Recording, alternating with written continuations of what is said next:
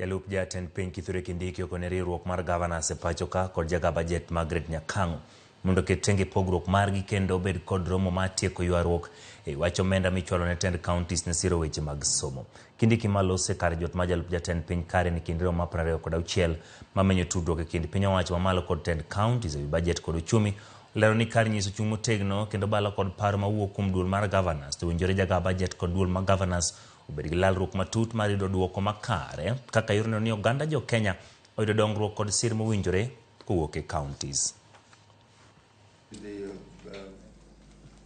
I'm waiting for you, Chair, so that I can just bring. There were national parks and there were game reserves.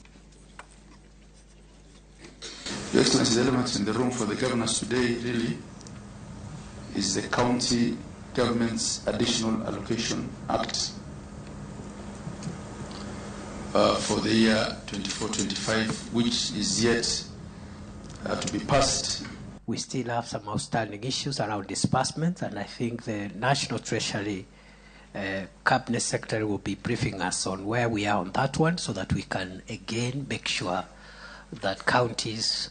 receive the funds they require to be able to carry out their functions. I know we have